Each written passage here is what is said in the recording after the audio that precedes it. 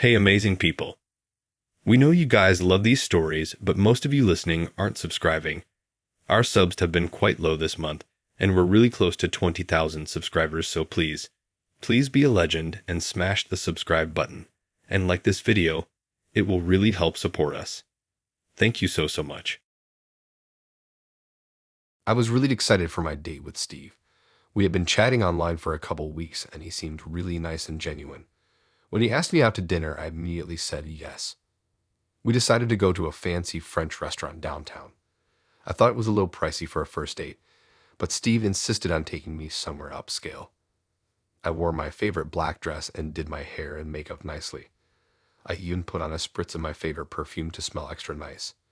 When I arrived at the restaurant, Steve was already there waiting. He looked just like his photos. Tall, muscular build, short brown hair. We greeted each other somewhat awkwardly with a quick hug. The waiter led us to our table near the back of the restaurant. Steve pulled out my chair for me, which I thought was a nice gesture. We started looking through the menus and I was shocked by the high prices. The cheapest entree was $40. I wondered if Steve realized how expensive this place was when he suggested it. We both decided what to order. I went with the filet mignon and Steve ordered the lobster. I don't eat seafood myself, but the lobster did look delicious. Steve got the largest lobster on the menu, which made my steak dinner seem cheap in comparison. While we waited for our food, Steve and I tried making small talk. He seemed a little fidgety, constantly looking around the restaurant. I noticed his eyes lingered on other women walking by our table. It made me feel self-conscious, like he was checking it out right in front of me. One woman was wearing a tight red dress, and Steve practically gawked as she passed. When our food arrived, I tried to start off a conversation about my interests. I told Steve how much I love dogs and how I hope to adopt one someday. He flat out said he hated dogs and thought they were annoying and should go extinct. I was pretty shocked by his response. It made me wonder if we were compatible at all if we disagree on something so fundamental. How could someone hate man's best friend? Throughout the date, Steve just seemed distracted and disinterested. He was on his phone a lot and barely maintained eye contact with me. The conversation was stilted and awkward. I kept trying to engage him by asking questions, but his responses were brief. It was like pulling teeth trying to get more than a one-word answer from him. When the check came, Steve didn't even glance at it before saying he must have forgotten his wallet. He asked if I could cover the bill. I was pretty annoyed, since he was the one who insisted we go somewhere so expensive. The bill was nearly $200. Reluctantly, I paid with my credit card while Steve said he would pay me back. After dinner, Steve asked if I wanted to walk around downtown with him. I agreed, hoping maybe we could turn the date around.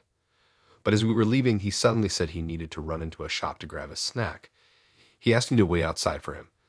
Then I watched in disbelief as he took out his wallet and paid for his items, so he hadn't forgotten his wallet at all. At that point, I'd had enough of this dreadful date.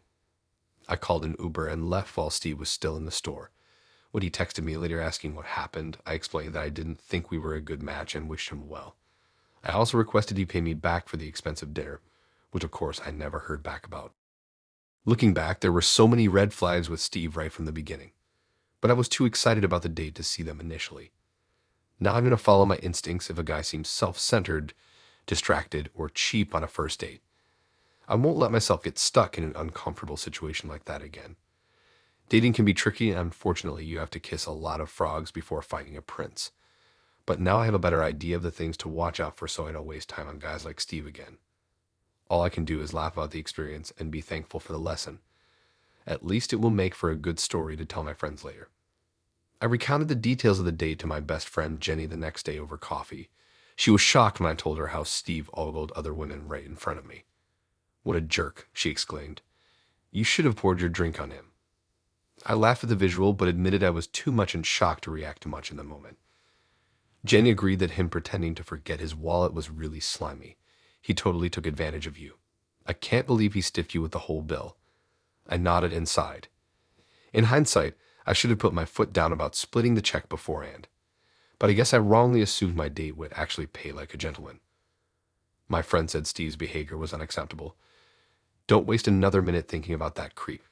He's clearly got issues," Jenny remarked. I knew she was right. His treatment of me revealed a lot about his character, none of it good. Jenny tried to reassure me that not all guys were like Steve. There are still good ones out there. You just have to weed through the losers. I appreciated her optimism, though it was hard not to feel disheartened after such an awful date. We spent the next hour coming up with creative ways I could get back at Steve, like signing him up for embarrassing junk mail. Or you could send that lobster bill to collections, Jenny joked. While I had no intention of stooping to Steve's level, envisioning petty revenges did make me feel slightly better. The whole experience reminded me that I need to trust my intuition more on first dates. At the first sign of rudeness, flakiness, or dishonesty, I should be ready to cut things off. I'm worth more than wasting time on guys like Steve who just want to take advantage. When I got home, I deleted Steve's number from my phone and our entire text thread. I didn't want any lingering reminders of him. Out of sight, out of mind. I hoped I would eventually forget about the crummy date, but it did teach me to watch for red flags and not tolerate bad behavior in the future.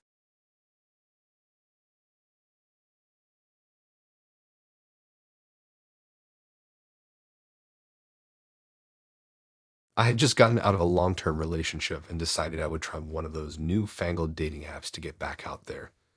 I was skeptical at first, but my friend convinced me it would be a good way to meet new people. She even helped me set up my profile and pick out some flattering photos. I started swiping and matching with some guys who seemed nice enough at first. There were a few normal conversations that just fizzled out, which is pretty common on these apps. But then I matched with Dom. His profile looked great. He had a friendly smile in all his pics and said he enjoyed hiking, reading, and trying new restaurants. We exchanged messages for a few days and really hit it off. The conversation flowed easily and he seemed passionate about his interests. He even asked thoughtful questions to get to know me better. I was pleasantly surprised to meet someone I connected with so quickly on a dating app. When he finally asked me out to dinner, I enthusiastically said yes. We picked a nice but casual restaurant that happened to be one of my favorites. I took extra care getting ready, making sure my outfit and hair looked just right. This was the most excited I'd been for a first date in a long time. But when I got to the restaurant, things started to feel off. The first thing I noticed was that Dom was shorter than me, by several inches. I know height shouldn't matter, but in his photos he appeared much taller. I realized he must have used some kind of photo editing or tricky angles to make himself look taller. Red flag number one. He also arrived almost an hour late with barely an apology. I had to keep assuring the hostess I was still waiting for someone when she gave me pitying looks every 10 minutes. I checked my phone wondering if something came up or if I had the time wrong, but no new messages. When Dom finally strolled in, he didn't even acknowledge his extreme tardiness. Just launched right into bragging about himself without even asking how my day was. He went on and on about how he taught himself to speak flawless Russian, served on a jury, and even corrected the judge about a law which the judge then thanked him for. With each outrageous claim, my skepticism grew. I tried to gently change topics to give him the benefit of the doubt, but the self-aggrandizing just continued. About halfway through the meal, when his stories became too far-fetched to believe, he excused himself to the restroom. I figured he just needed a break from all his own talking. But 15 minutes passed and he still wasn't back. Then 20 minutes. I checked my phone again, wondering if I should just discreetly slip out, but didn't want to cause a scene if he came back. After 30 minutes, the servers kept coming by my table to refill my water, giving me polite smiles that barely concealed their pity. Finally, one of them came over and just bluntly asked, "Is this some kind of dare or blind date gone wrong?" I was mortified but also weirdly relieved someone else realized what a train wreck this was. The servers felt so bad they even helped me quickly pay for my half of the food so I could leave. I explained I really needed to go and slipped the hostess some cash to cover the rest of the bill in case Dom ever came back from the bathroom. I power walked to my car without looking back. My phone buzzed with a call from Dom just as I pulled out of the parking lot. I sent his call to voicemail and drove home in stunned disbelief that this was my Friday night. The calls kept coming in rapid succession even after I was home. Dom must have called me over a dozen times. I declined each one before finally turning my phone off completely. Who even was this guy? This whole night was utterly bizarre. The next morning, I decided to just block Dom's number altogether. I had zero desire to ever communicate with him again after that disastrous date. It was almost funny looking back on all his ridiculous lies, except for the part where I wasted hours of my time in a perfectly nice outfit. After a few weeks passed, I cautiously re-downloaded the dating app, making sure to avoid any guys who seemed remotely similar to Dom. I was a bit warier this time around and not as quick to get excited. But eventually I matched with Mark, who was genuine and down to earth. We exchanged several messages over the course of a week or so before meeting up for coffee. I almost canceled last minute out of lingering first date nerves, but forced myself to go. I'm glad I did because we hit it off right away in real life too. Turns out you can find someone special online if you learn to read the signals and don't get swept up too quickly. Mark and I have now been dating happily for several months. He continues to impress me with his compassion and integrity. While that one experience with Dom was a total nightmare, it taught me to trust my instincts and vet profiles more carefully. Dating apps can definitely be dicey, but they can also help you meet someone worthwhile if you stay alert. I'm glad I didn't let one bad date sour me on trying again, but I will certainly be scrutinizing those profiles much more carefully from now on after my brief time matching with Dom. That evening was so bizarre I can laugh about it now, but I never want to repeat those wasted hours or the avalanche of calls that followed. Thank goodness I ultimately blocked him and moved on to someone who treats me with respect. My dating app ordeal had a happy ending after all.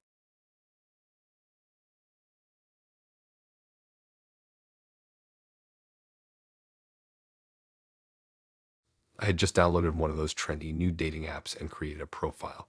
After swiping on a few profiles, I matched with a guy named Dax. He seemed normal at first, attractive, charismatic, funny. We started chatting and really hit it off. After a week or so of constant messaging, he suggested we meet up for a drink. I was excited to finally meet this guy in person. We met at a bar downtown. Dax looked just like his photos. He was charming and the conversation flowed easily. After a few drinks, he told me about a private party happening that night hosted by one of his friends. He said it was an exclusive event at a secret venue with music, drinks, and lots of interesting people. It sounded mysterious and thrilling. I immediately said yes, caught up in the excitement and novelty of it all. Dax drove us to the location, which turned out to be an unmarked building on the outskirts of the city. Right away, I felt uneasy. This didn't seem like the type of place that would host a normal party. Still, I went along with it, not wanting to ruin the night or make Dax think I was lame. We entered the building and descended a long staircase. I could hear pulsing music becoming louder. At the bottom was a heavy metal door, which Dax knocked on in a peculiar pattern. A slit opened and someone peered out, then opened the door. The party was in a dark basement lit only by a few red lights. The music was industrial and aggressive. There were around 30 people, mostly men, standing around drinking and shouting. Some were doing drugs out in the open. The energy felt dangerous, hostile even. My heart started racing. Dax grabbed my arm and led me through the crowd, introducing me to his friends. They all had an edgy, reckless look about them. Some had weapons tucked into their belts and tattoos on their necks and faces. These were not the kind of people I would usually associate with. I realized I had made a huge mistake coming here. As the night went on, things got more rowdy. Fights broke out, drugs were doing openly, and drunken arguments erupted. I felt totally trapped and afraid. I pulled Dax aside and told him I wanted to leave immediately. He just laughed and said the real fun was only beginning. The look in his eyes scared me. He seemed almost manic. I knew I had to get out of there alone. When Dax was distracted, I made my way upstairs and slipped out the door unnoticed. My heart pounded as I ran down the dark street looking for a cab or another person. I eventually found a main road and waited down a taxi. I felt an overwhelming sense of relief once I was inside and told the driver my address. I deleted the dating app as soon as I got home. Going to that party was one of the biggest mistakes I've ever made. I put myself in real danger all because I got caught up in the fantasy someone created online. You really can't trust strangers or take things at face value, especially on dating apps. From now on, I'll make sure to meet in public places and get to know someone for a long time before going anywhere private with them. My night could have ended so much worse, and I'm lucky I followed my instincts and got out of there. I've learned my lesson: no more parties with randos from the internet, no matter how exclusive or exciting they seem. In the days following this traumatic experience, I couldn't stop thinking about how foolish I had been. I kept replaying everything in my mind, wondering how I could have been so unknowing. Dax seemed so genuine at first, but it was clearly all an act to lure me into a dangerous situation. I felt violated, like my trust had been exploited. My friends and family were shocked when I told them what happened.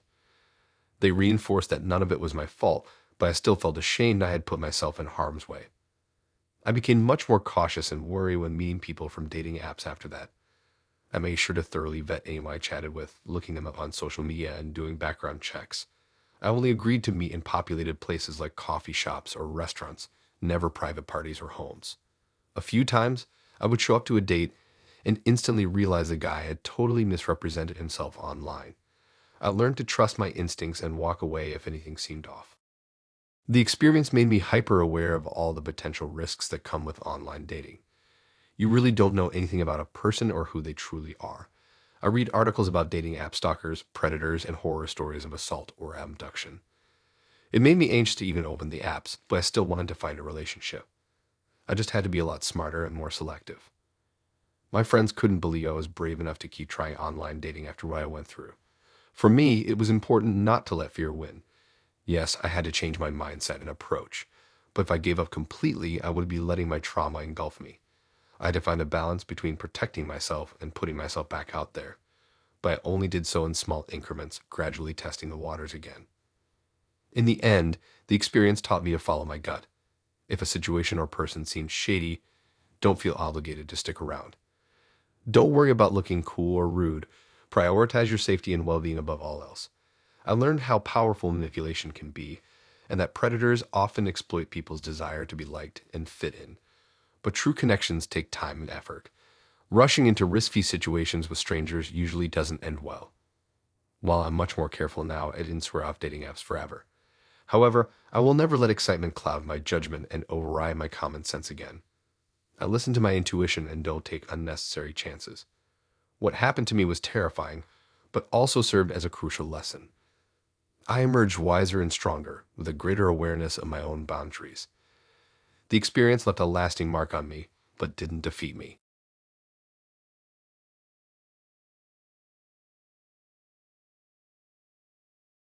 I still can't believe how quickly things went from a dream to a nightmare. It started out so innocently. I downloaded one of those popular dating apps on a whim, just to see what all the fuss was about. I hadn't been on a date in ages and figured this could be an easy way to dip my toe back in the water. After setting up my profile and answering a bunch of questions about my interests and values, I started swiping. There were definitely some creepy guys and cheesy pickup lines, but overall it wasn't as scary as I thought it would be. In fact, I was having fun chatting with people, and it was a confidence boost matching with some really attractive men. One guy in particular caught my eye. His name was Matt, and he just seemed too good to be true. Tall, fit, sweet, funny. Basically my ideal man. We hit it off right away, sending each other flirty messages back and forth. He asked thoughtful questions and seemed genuinely interested in getting to know me better. After a week or so of constant messaging, Matt asked if we could move the conversation off the app. He said he didn't like how public the messaging was and would prefer to text directly. I hesitated at first, but eventually gave him my number. I figured he seemed nice enough and was just looking for more privacy. The conversation flowed just as effortlessly off the app. We texted constantly, morning to night. Matt would send selfies from work or while he was at the gym. He really was just as cute as his profile pictures. I started to develop real feelings for him. When he asked for more revealing photos of me, I got an uneasy feeling in my gut. But Matt insisted it was just for his eyes because he liked me so much. He promised to delete them right after and said he would never betray my trust. Against my better judgment, I sent him a few mildly risque photos. Nothing too explicit, but certainly more than I would ever post publicly. Right after I hit send, the text from Matt stopped. Just radio silence. I couldn't figure out what happened. One minute we were flirting up a storm. The next it was like I didn't even exist. I tried texting and calling, but no response. When I checked the dating app, his profile had been deleted. A knot formed in my stomach as I realized I'd been ghosted.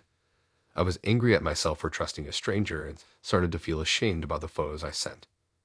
A week later, my nightmare became even worse.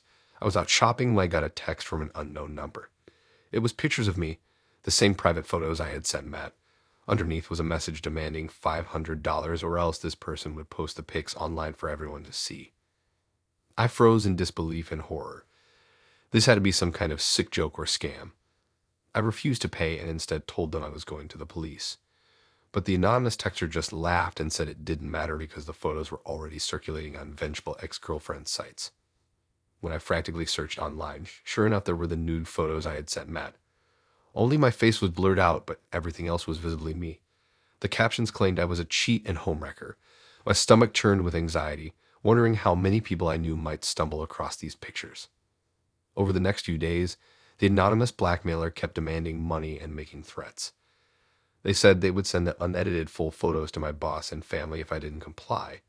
I felt trapped and violated. This was all because I had trusted a dating app stranger. I ended up shutting down all of my social media to avoid getting bombarded with messages about the photos. The blackmailer kept harassing me, and I worried they might even physically show up at my house or job. It was a waking nightmare I felt powerless to stop. My experience is a cautionary tale about the dangers that can lurk behind harmless-looking dating profiles. You really don't know who is on the other end or what their true intentions are. I learned the hard way not to share anything you wouldn't want the whole world seeing. As virtual as it feels, there can be real-life consequences and risks that follow you offline. My lapse in judgment nearly cost me my reputation, privacy, and peace of mind. I'm still trying to pick up the pieces, but I'm hopeful other women can avoid going through something similar. A dating app match may seem perfect, but remember, not everything is as it appears. Looking back now, I see all the red flags I ignored when Matt first messaged me. His profile didn't have much personal information, and he was overly flattering right from the start. I got caught up in the fantasy he presented and ignored my gut instinct telling me something was off. The harsh truth is that Matt never really cared about me as a person. He just wanted to manipulate me into sending revealing photos that he could use for his own twisted purposes. And I felt for it because I was so eager to make a connection after being single for so long. I replay all our conversations in my head, trying to pinpoint exactly when things turned. At what moment did Matt decide to betray my trust and use me? Were any of his sweet messages even real, or was I just a pawn in his sick game the entire time? The police weren't able to track down the fake accounts blackmailing me. All they could do was advise me to change my number, remove my dating profiles, and lay low until it blew over. I knew Matt or whoever was behind it all would likely never face any consequences. Part of me wanted to warn every girl on that dating site about what happened, but I also didn't want to relive the humiliation publicly. The police assured me this guy probably tried the same scheme on dozens of other victims. I'd just been unlucky enough to fall for it. For a while, I became hyper-vigilant about my online presence. I Googled myself regularly to see if the photos surfaced anywhere else. The paranoia was exhausting, but I was terrified of what this anonymous stalker might do next. The silver lining is I'm no longer blaming myself for what happened. I've learned from my mistakes and will be much more cautious about sharing personal information with anyone online. My hope is my story can help prevent other women from becoming victims too.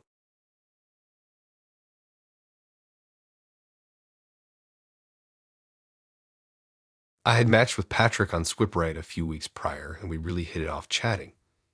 He seemed so charming and sweet online. We made plans to finally meet up for dinner at a nice restaurant downtown. I spent extra time getting ready, wanting to look perfect for our first date. I wore a new black dress and did my hair and makeup with care. I'll admit I was nervous, but mostly eager to meet Patrick after our great conversations. When I arrived at the restaurant, Patrick was already at our table. He looked just like his photos, tall and handsome with warm brown eyes and a bright smile. He stood to greet me, seeming genuinely happy to see me. We sat down and he kindly complimented how nice I looked. The conversation flowed easily as we discussed the menu options. Patrick was as charming in real life as he'd been over text. I was really enjoying his company so far. After we ordered, Patrick told me about his job and hobbies while I told him about my work and passion for hiking. He was interesting and funny. There were no awkward pauses, which I took as a good sign. I thought this was one of the best first dates I've had in a while. Everything felt comfortable and natural. The waiter soon returned with our food, politely asking how everything tasted so far. Before I could assure him it was delicious, Patrick's expression suddenly shifted. In an annoyed tone, he asked the waiter what business it was of his to know. The waiter calmly explained he just wanted to ensure we were enjoying our meals, but Patrick curtly accused him of openly flirting with me as date. I was mortified by this uncalled for outburst. The waiter had simply been doing his job, not flirting at all. I tried smoothing things over, but Patrick kept glaring at the poor man. The waiter quickly apologized for nothing I might add and hurried away. An uncomfortable silence now hung over our once easy conversation. Patrick grumbled about the waiter inappropriately hitting on me right in front of him. I was put off by this sudden burst of irrational anger and jealousy, so unlike the charming man I'd been chatting with for weeks, we ate the rest of the meal in awkward silence as I replayed the scene in my head, confused by his drastic overreaction. Once we finished eating, Patrick acted ready to move on, asking if I wanted to get dessert somewhere else. But I was still upset over the incident and told him I wasn't feeling well, needing to go home. He looked annoyed but didn't argue. We walked out with an impersonal, brief hug before heading our separate ways. Over the next few days, I avoided responding to Patrick's messages. After seeing that angry display, I knew I could not continue seeing him. His temper and irrational jealousy were alarming. I felt fooled that I hadn't noticed any warning signs earlier. I was relieved to have found out the truth on just the first date rather than becoming more involved. It was disappointing, but I knew I had to trust my instincts and move on from Patrick. In hindsight, it was better it ended sooner. After that experience, I decided to be more cautious when meeting anyone from dating apps again. I learned my lesson about being overly trusting up front. From now on, I would keep my guard up more until I really got to know someone. This horror story thankfully had a good ending. Nothing terrible happened, and I protected myself by not going down a dangerous path with Patrick. But it taught me the importance of looking for red flags and proceeding slowly when meeting someone new. I went into online dating a bit stupidly, so this incident served as a wake-up call about people not always being who they seem. In the future, when I eventually try a dating app again, I will apply the lessons learned and not repeat past mistakes. Being more wary and taking time to truly know someone first can help avoid winding up in another distressing first date situation. Looking back, I realized I ignored some subtle concerning signs from Patrick during our online chats. He would sometimes get a bit possessive, not liking when I talked about male friends or coworkers. At the time, I thought it was sweet protectiveness, but in hindsight, it was possessiveness. He also had a short temper over little things in our conversations, quick to get defensive or angry if I said something he disagreed with. I brushed it off since people can act differently via text than in person. But those were small glimpses of his true personality that I overlooked.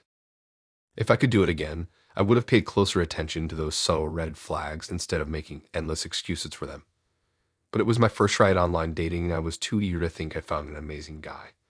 I learned to never fully let my guard down with someone I just met online, no matter how charming they seem. Take it slowly and watch for concerning signs. Meet in public first and don't ignore your instincts. Don't let excitement about meeting someone new override your common sense. It's okay to pump the brakes if you notice anything questionable. Your safety comes first. My friends were supportive when I told them what happened with Patrick. They agreed his behavior was unacceptable and said I did the right thing, ending it immediately. I was lucky to have that reminder to be more cautious in the future.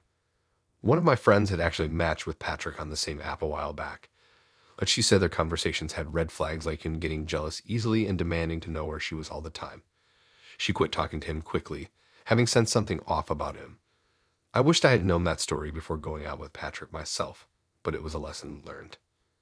While that experience made me more wary, I didn't let it scare me away from online dating forever. A few months later, once I felt ready again, I re-downloaded Swipe Right and updated my profile. I took it slowly, keeping our conversations light at first when I matched with men. I looked for any subtle concerning signs using the knowledge I'd gained. If I noticed anything questionable, I was quick to unmatch them. Being more selective and trusting my intuition has proven worthwhile. I'm now dating a wonderful man I met through the app and had never been happier. My dating app horror story taught me valuable lessons that ended up helping me find real relationship success in the end.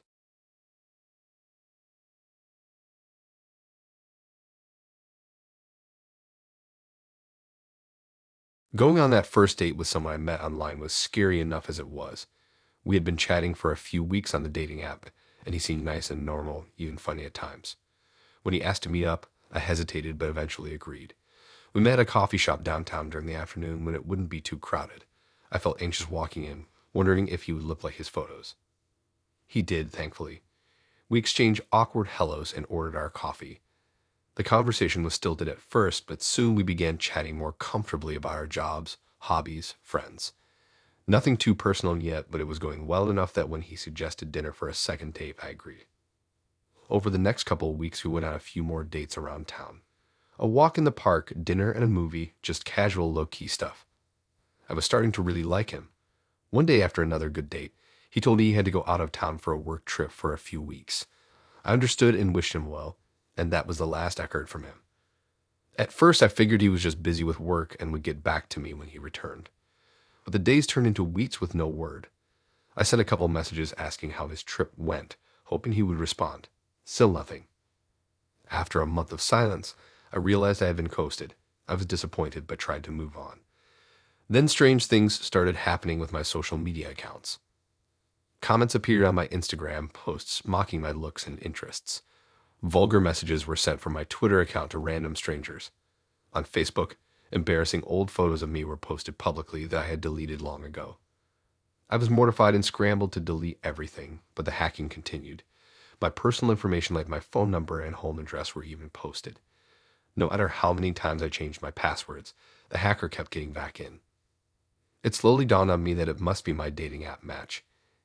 He had somehow gotten access to my accounts while we were dating and was now using them to harass me. I felt violated that my private photos and information were being used to humiliate me publicly. I reported the hacking to the social media companies and police, but the process to regain control of my accounts was difficult and lengthy. For weeks, I helplessly watched as the hacker pretended to be me and messaged nasty comments to all of my friends and family. My reputation was being ruined as acquaintances who saw the bizarre content being posted under my name assumed I had gone off the deep end. I deactivated all my profiles, but the hacker just created new fake accounts impersonating me. I was incredibly stressed and paranoid, not knowing how to stop the harassment.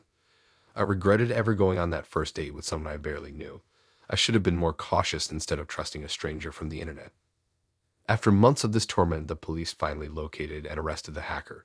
He turned out to be a stalker who fixated on me after our dates. All my accounts were eventually restored, but repairing my reputation was an uphill battle. I learned the hard way that you can never be too cautious online, even when meeting someone who seems perfectly nice at first.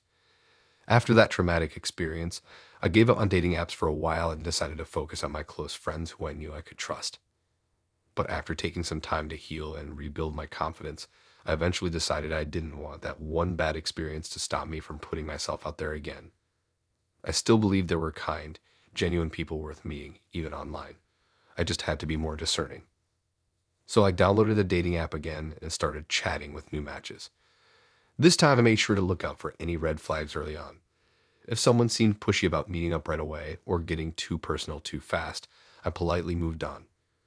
When I finally did agree to meet in person again, I took precautions.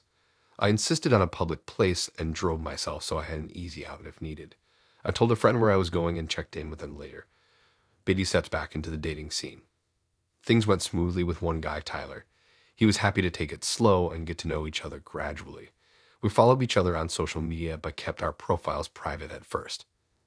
After a few weeks of successful dates in public areas, I felt comfortable enough to see a movie at his place. I knew where he lived and had told my roommate about him. The night went perfectly. We cuddled up watching the movie and bonded over our favorite scenes. He was a total gentleman and didn't pressure me at all physically. I left feeling good about Tyler and ready to keep dating him.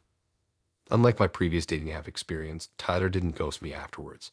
We kept seeing each other regularly and eventually became an official couple. Our social media accounts stayed respectful as we got closer. One day I decided to take the leap and change my relationship status on Facebook to in a relationship with Tyler. It felt scary making it public, but also like an important milestone. Tyler changed his status too and posted a sweet photo of us. Everything was going great until a couple months later when those familiar feelings of dread crept up again. Odd posts started appearing on my accounts, things I knew I didn't write. They were subtly manipulative messages to my friends and family trying to isolate me. My stomach sank as I realized my new boyfriend must have hacked my accounts. The violation felt even worse this time after I had trusted Tyler and believed he was different. I immediately confronted him and demanded he stop the hacking right away or I'd go to the police. To my surprise, Tyler looked shocked and insisted it wasn't him posting those messages. He helped me log in and reset my passwords once again. The strange posts stopped, but I remained wary. Tyler seemed sincere when he said he would never do something so awful. Still, I worried. But over the next few months, Tyler proved himself trustworthy in countless little ways. He never posted about me without my permission or crossed any boundaries. Eventually, I felt certain I could trust him completely. We've now been happily together for over a year and are planning a future. It just goes to show that while being cautious is smart, you can't let fear close your heart off entirely. Taking a chance on love is always risky, but sometimes it pays off with the right person. I'm so grateful I didn't give up on dating after that traumatic hacking experience. With Tyler, I finally found someone who treats me and my personal information with respect. We make each other feel safe, supported, and loved unconditionally. I know real horror stories happen online, but there are also beautiful stories. Despite the dangers, putting yourself out there is worth it for the possibility of finding a genuine connection. Just use your head, listen to your instincts, and don't ignore red flags. With some wisdom and a little luck, online dating can actually work out wonderfully.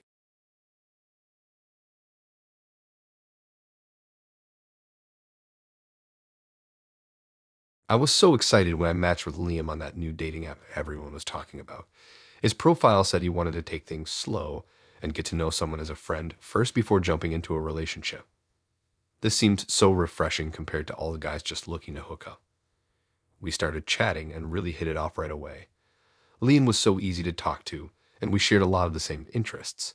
After a week or so of constant messaging, he suggested we be out for coffee. I was a little hesitant at first, but he seemed very genuine and kind during our chats. The coffee date went great. Liam was just as charming in person as he was over text. We ended up talking for hours and made plans to hang out again soon. I left feeling like I may have just met someone really special. Over the next several weeks, Liam and I fell into a comfortable friendship. We would be out a few times a week to go hiking, check out new restaurants, or just hang out and talk. I felt totally at ease with him and was happy taking things slowly. Then things started to change. Liam became very interested in knowing who else I was talking to on the dating app. He wanted me to tell him details about any other guys I matched with or went out with. It made me a bit uncomfortable since we were just friends after all, but I answered his questions anyway to avoid an argument. He also started making snide remarks about my other friends. He would criticize their choices and try to point out their flaws. I found myself making excuses to avoid introducing him to any of my friends, not wanting to subject them to his judgments. The real trouble began when Liam tried to dictate who I could spend time with. If I mentioned potentially getting drinks with a girlfriend, he would somehow plant himself into an invitation. If I said I might check out an art exhibit with a platonic male friend, Liam would insist on coming along as a third wheel. It got to where I couldn't make any social plans without him inserting himself. When I tried to gently tell Liam I needed some space to see other friends without him sometimes, he didn't take it well. He accused me of wanting to date other guys behind his back, which made no sense since we weren't even in an exclusive relationship. His controlling behavior only got worse, to the point where he demanded to know my location and who I was with at all times. The final straw came when I tried to plan a spa day with my two best friends from college who were visiting town. When I told Lamb he couldn't join us, he blew up my phone with furious texts about how I was leaving him out. He said my friends were clearly a toxic influence and forbade me from spending time with them. At that point, I realized this situation had turned unhealthy. Lamb expected me to behave as if we were in a committed relationship, even though I had been clear about wanting to start as friends. His jealous and controlling behavior was unacceptable. I told him firmly that I needed space and wouldn't be seeing him for a while. Of course, he didn't take that well, blowing up my phone and even showing up at my apartment a few times unannounced. Thankfully, I stood my ground and refused to engage further. Eventually, he seemed to get the hint and backed off, though the whole experience left me feeling shaken and hesitant about dating again. In trying to avoid players looking for a hookup, I ended up with someone even more manipulative under the guise of wanting friendship. It just goes to show you have to watch for red flags no matter how things may seem at first. Taking things slow is one thing, but trying to control someone's life is a bright red line that shouldn't be crossed. The next time I match with someone who says they want to start as friends, I'll make sure to keep a close eye out for any controlling tendencies creeping in. Fool me once, shame on you. Fool me twice, shame on me. I won't let myself be fooled again. Looking back, there were some signs early on that I should have paid more attention to.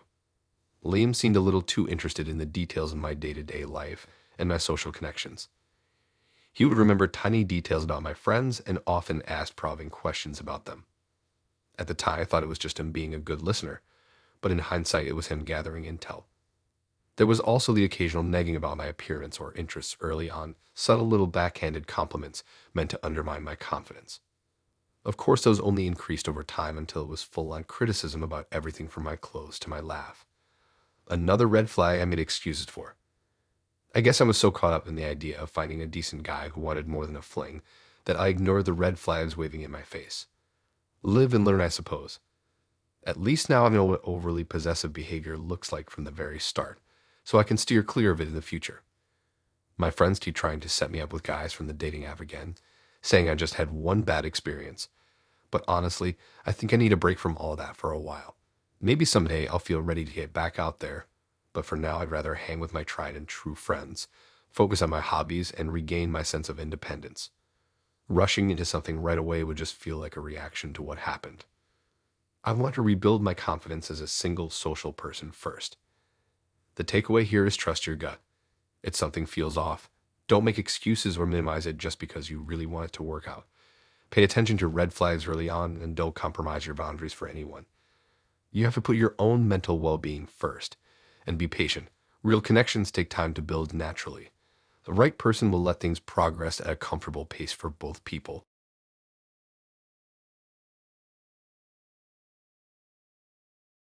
It started out so perfectly. I matched with her on that popular dating app everyone seems to be using these days. Her profile picture showed a gorgeous girl with a warm, friendly smile. We immediately hit it off, chatting for hours about our shared interests: indie music, foreign films, hiking, and more. She was witty and outgoing in our messages, and I couldn't believe my luck in finding someone so compatible. We decided to meet up for dinner at a cozy Italian restaurant downtown for our first date. She looked just like her photos, stylish and pretty. The conversation flowed easily as we laughed over pasta and got to know each other better. I was really starting to like this girl. After dinner, we took a stroll through a nearby park and agreed to see each other again soon. Over the next few weeks, we went on several more amazing dates around the city. We discovered we had the same offbeat sense of humor and could talk for ages without running out of things to say. It felt so natural and fun when we were together. But then I started noticing some red flags. If I didn't respond to her texts immediately, she would get upset and accuse me of ignoring her. When I mentioned I was meeting some college friends for dinner, she demanded to know why she wasn't invited. She began showing up unannounced at my apartment when I said I had other plans. One night, as I was leaving work much later than expected, my phone buzzed with 20 missed calls and furious texts from her demanding to know where I was. I tried explaining I had just been busy with a last-minute work deadline, but she refused to believe me. The jealous, controlling behavior kept escalating. She would interrogate me about any women coworkers or friends, insisting I was attracted to them. If I went somewhere without telling her, she would use a location tracking app to monitor my movements. When I attempted to break things off after a particularly bad argument, she threatened to tell my boss lies about me to get me fired. She said she would post embarrassing photos of me online and send them to my family if I stopped talking to her. I was terrified. This person I had been so excited to meet was now making my life a living nightmare. The girl who seemed so sweet and normal at first was becoming increasingly volatile and erratic. I stopped responding to her calls and texts altogether, but she only became more enraged, stalking me on social media and leaving sobbing voicemails begging me not to leave her. She would show up crying at my doorstep late at night, demanding I forgive her and take her back. One day I came home to find she had broken into my apartment and trashed the place in a fit of rage. My clothes were ripped up, furniture overturned, walls vandalized with red spray paint. It looked like a burglary scene from a horror movie. She had lost all grip on reality. I realized I needed to get as far away from this toxic relationship as possible before things got worse. I told my employer, landlord, and family what was happening in case she tried anything. I completely wiped my online presence and moved across the country, changing my number and not leaving a forwarding address. It's been months now without any sign of her, but I still constantly look over my shoulder, worried she might find me again. That dating app encounter started as a dream come true but warped into my worst nightmare. Her escalating, unhinged behavior showed she was dangerously unstable. I'm just grateful I escaped before she could seriously harm me or my life. My trust is shattered after that traumatic experience. It will take time before I can open my heart to finding romance again without feeling afraid. For now, I'm focusing on healing and trying to put the pieces of my life back together. I decided to see a therapist to help me process the emotional trauma I went through. The anxiety and fear still overwhelm me some days, making it hard to focus on anything else. Talking it through in counseling has helped validate my feelings and start rebuilding my self-esteem that took such a beating. I know the manipulation and abuse were not my fault, even though she tried to blame me. My friends and family have been so supportive, reassuring me that I did the right thing by cutting off contact. They could see how much the relationship changed me during those few tormented months. I stopped hanging out with them as often, losing joy in my hobbies and passions. Now that I've escaped the toxicity, they say it's like having the old me back again. I'm working on being more cautious when meeting someone new. There were some early signs I overlooked or made excuses for. The flattery that felt excessive, the way she pressured me to spend all my free time with her, getting upset very fast over small things. I'm learning the red flags to watch out for so I can stay safe if I ever use a dating app again. For now, I'm keeping my focus on self-care and finding happiness within, not looking to anyone else to fulfill me. My employer thankfully understood when I explained the harassment at work and helped make sure security kept her away. She had been calling constantly and even showed up in the lobby demanding to see me several times. They walked me to my car each night and had extra guards on duty during those scary weeks before I moved away. I'm so grateful I had my workplace's support. The landlord at my old apartment building was also sympathetic, especially after seeing the vandalized unit. He let me out of the lease early with no penalties once I showed him evidence of the stalking. I was on the hook for repairs, but it was a small price to pay for my freedom. The property manager even gave me a positive reference for my next rental, knowing it wasn't my fault. While I'm still healing, I'm determined not to let one unstable person's actions destroy my ability to trust and love again when the time is right. For now, my focus is on self-care, leaning on my supportive community, and appreciating each day in my peaceful new home far away from the chaos. If I ever try online dating again, I'll listen to my instincts and not ignore any worrying signs. I'm rebuilding my life one step at a time, grateful to be free. What happened taught me to value my safety and well-being above all else.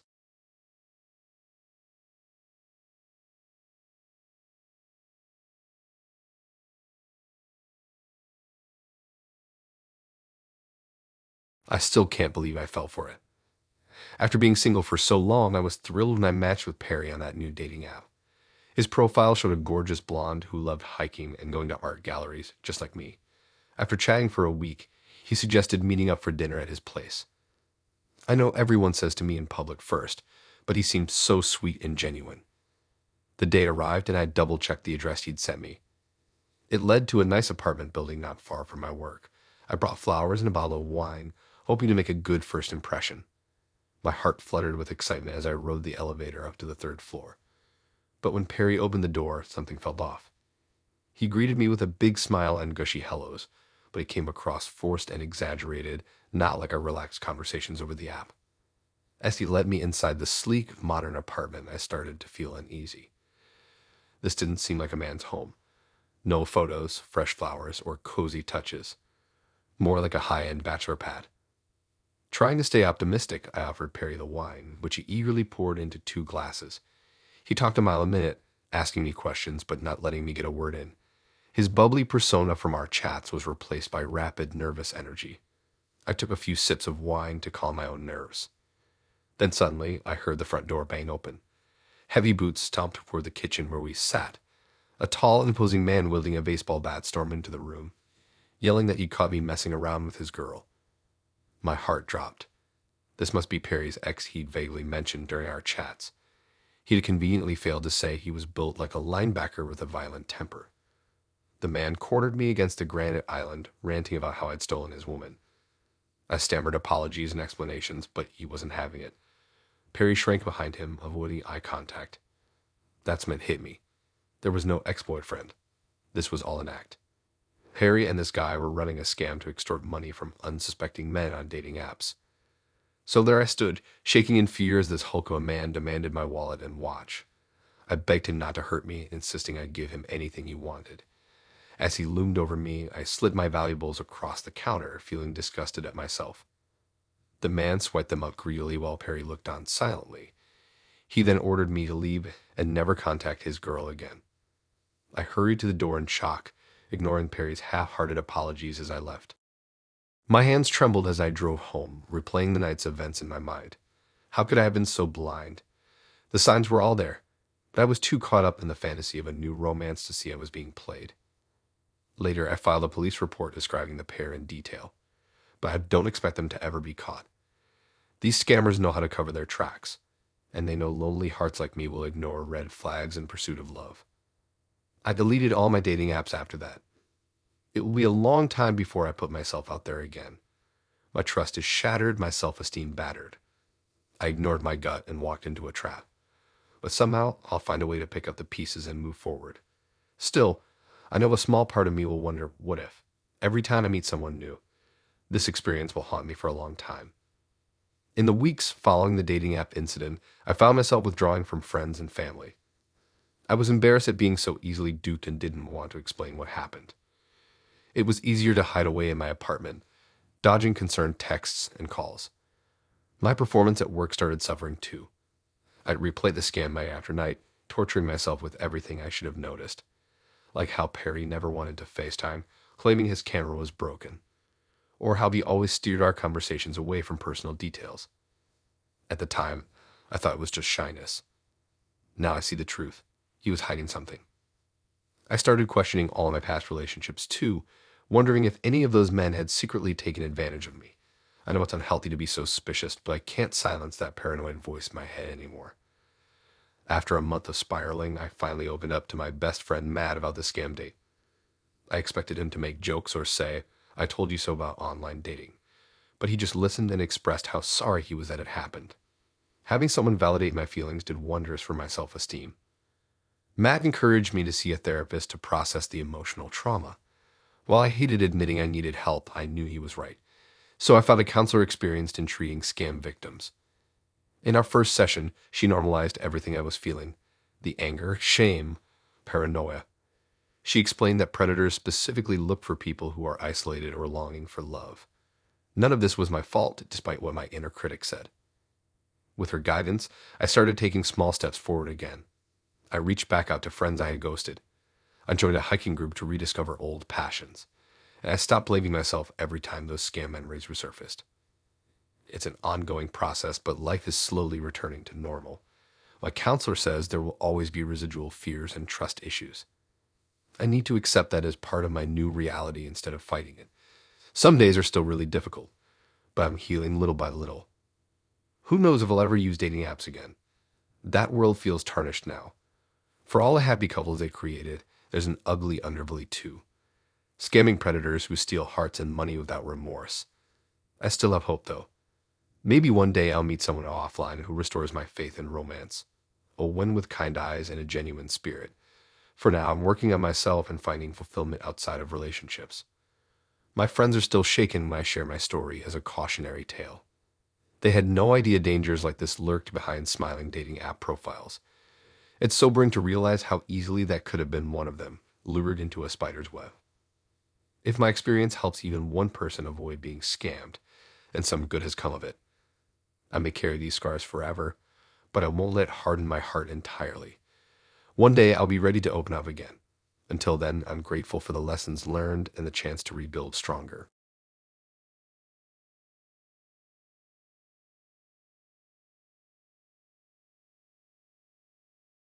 I still remember the first time I saw her profile picture.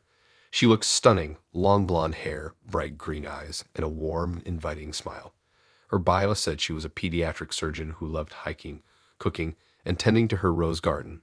I was intrigued. A successful, accomplished woman who seemed down to earth and kind. I swiped right without hesitation. We matched immediately and began chatting through the app. Her messages were engaging, asking thoughtful questions and sharing funny anecdotes from work. She came across as sweet, humble, and so normal. After a week of good conversation, we exchanged numbers. The texting continued morning and night. She'd send photos from hiking trails during her days off and complain good-naturedly about early surgeries. I started looking forward to her messages each day.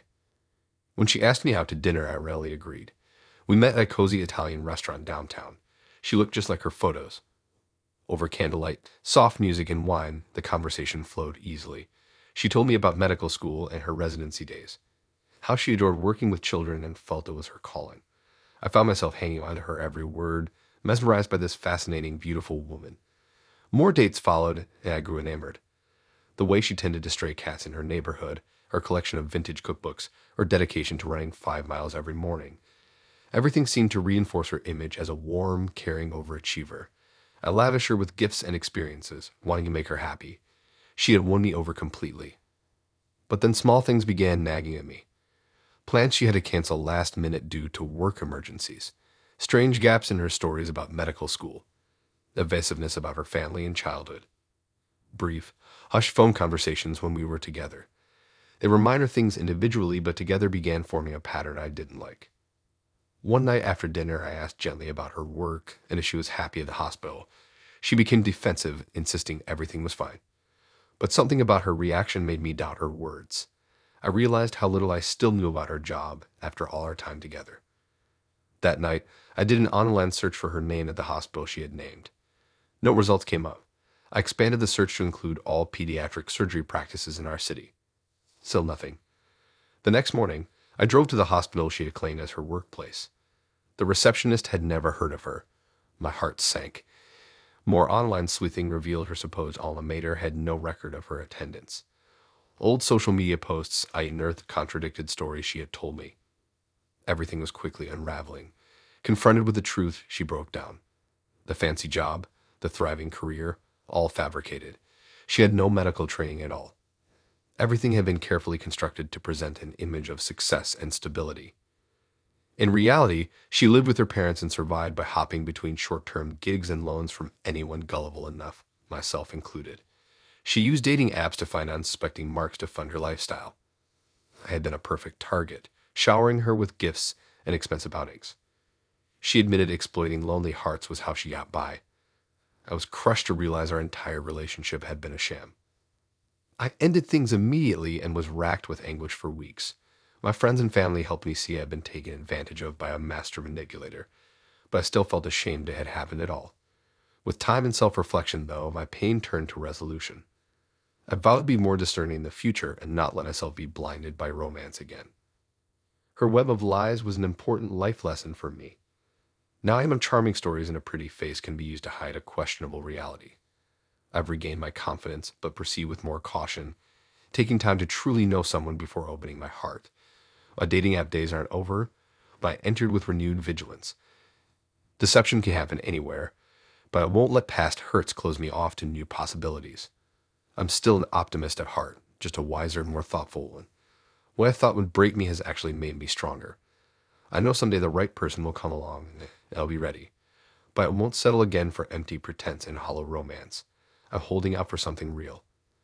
It's been a few months now since I uncovered the truth about her. The pain has lessened, but I'd be lying if I say I was completely over it. Some days I still find myself replaying things she said, looking for the deceit hiding behind her words. Other days I get angry at myself for being so gullible, for not seeing through the elegant facade she had constructed.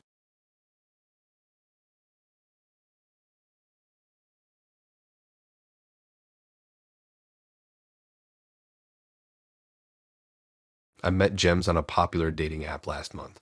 She seemed normal enough at first, cute, friendly, interested in the same hobbies as me. We really hit it off right away and went on a few dates over the next couple of weeks.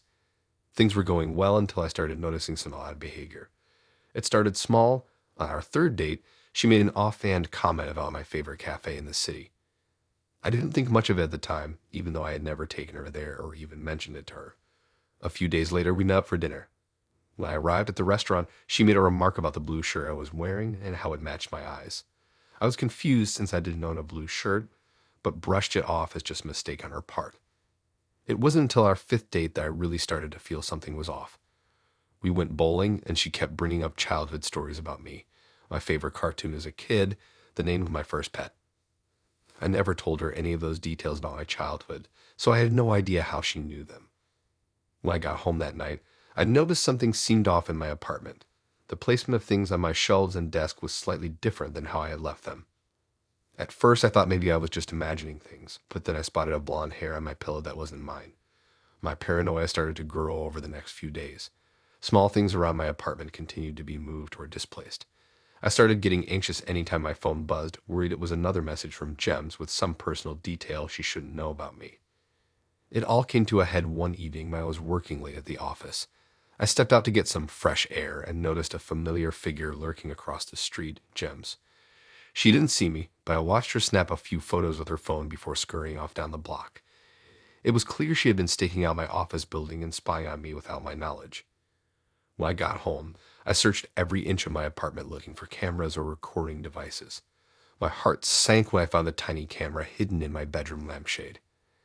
Gems had clearly been inside my home without my knowledge, invading my privacy in the most intimate of spaces. I immediately blocked Gem's number and all her social media accounts. But the sense of violation lingered, knowing she had been tracking my every move without consent.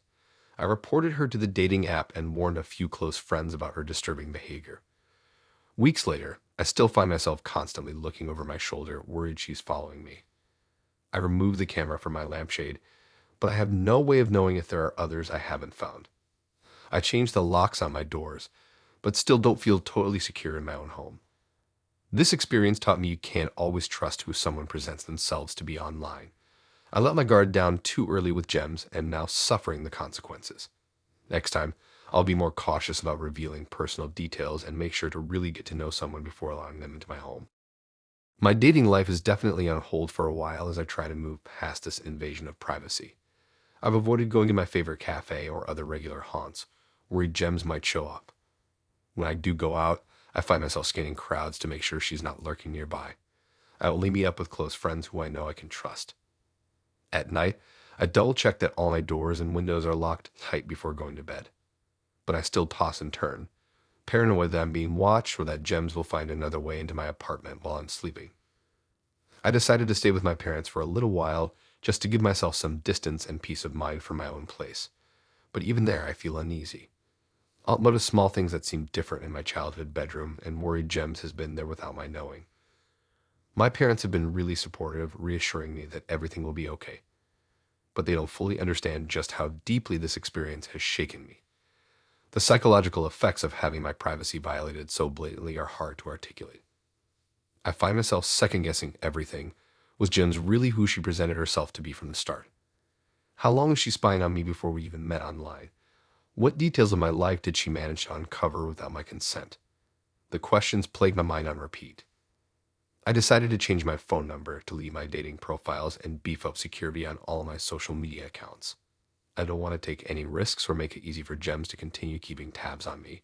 A few close friends know my new contact info, but otherwise I cut off contact with anyone I don't 100% trust. My coworkers noticed I was on edge when I returned to the office and asked what was up.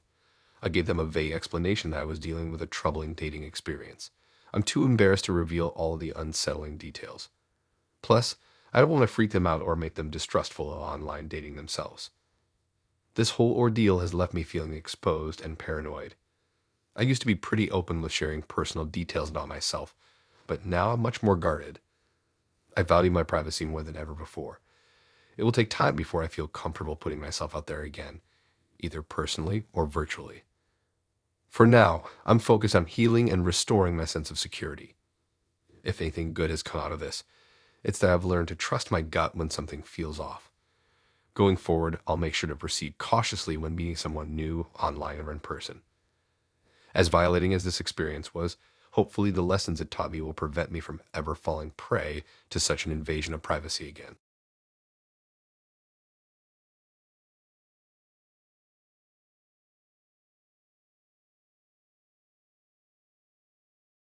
I had just gotten out of a long-term relationship and was looking to get back into dating. My friend convinced me to download this new dating app called Swipe Right. After setting up my profile, I started swiping. Wayne was one of the first guys I matched with. His profile picture showed a handsome man with warm eyes and a friendly smile. When we started chatting, he came across as very interested in getting to know me. He asked thoughtful questions and seemed engaged in our conversations. After a few days of nonstop messaging, Wayne asked me out on a real date. I was thrilled. We met up at a cafe and the conversation flowed smoothly. He was just a charming in person. Wayne told me he was looking for something serious and wanted to take things slow. That aligned perfectly with what I wanted. At the end of the date, Wayne asked if he could see me again soon. I happily agreed. Over the next couple of weeks, we went on several more dates. Each one was better than the last. Wayne showered me with compliments and romantic gestures. He said he had never felt such an instant connection with someone before. I was really starting to fall for him. Then one night, I noticed a DM request on Instagram from an account with no photos or information. The message simply said, "Be careful with Wayne." I was confused but figured it was just spam and ignored it. But over the next few days, more cryptic messages came in warning me about Wayne. Eventually, I messaged back asking who this was. The person identified herself as Cassie, Wayne's ex-girlfriend. She claimed they had dated for over a year and that Wayne was extremely controlling and jealous. Cassie said he tried to isolate her from friends and would get angry if she talked to other guys. She also accused him of gaslighting her and manipulating her emotions. According to Cassie, Wayne used dating apps to find new victims once he got bored. At first, I thought this Cassie girl was just a jealous ex making up lies. But then I started noticing some red flags in Wayne's behavior. If I didn't text him back immediately, he would get upset and accusatory. When I mentioned possibly hanging out with a male friend, Wayne reacted very angrily. He had also made snide remarks about my appearance at times. Things were starting to feel off. I decided to sneakily check Wayne's phone one night when he was in the bathroom. Sure enough, I found angry texts to his ex Cassie about her new boyfriend. There were also messages to other girls lined up as backups. My heart dropped. Cassie had been telling the truth. I immediately ended things with Wayne. He blew up my phone, alternating between desperate apologies and cruel insults. His messages grew more and more unhinged. I ended up blocking his number. Over the next few weeks, I kept my guard up, worried he might show up at my apartment. Eventually, I deleted the swipe right app, too afraid to ever online date again. Looking back now, I realize Wayne targeted me because I was in a vulnerable state, freshly single and eager to find a new relationship. He love-bombed me at first, showing an intense amount of interest. But that was all part of his ploy to hook me in. As soon as he felt he had me, his true controlling nature came out. Thankfully, Al and I did. Wayne continued trying to contact me for a while, but I never engaged. Who knows what might have happened if I had ignored the warning signs and stayed with him. This experience taught me the importance of moving slowly with new relationships and keeping an eye out for red flags. I won't let myself be so easily manipulated again. Swiping right on Wayne was a mistake I barely avoided paying dearly for. From now on, I will be much more cautious about who I let into my life. I thought I was ready to start dating again after my last relationship ended, but this situation with Wayne made me realize I needed to take more time for myself first. In my rush to find a new partner, I ignored blatant warning signs and accepted unacceptable behavior. My friends tried to warn me about getting into a new relationship too fast, but I was too caught up in the honeymoon phase with Wayne to listen. I let my guard down and didn't stay true to my own values. If I had been less eager to couple up again, I might have noticed the red flags sooner. But the thrill of finding a charming, attractive guy who doted on me completely blinded me to any faults.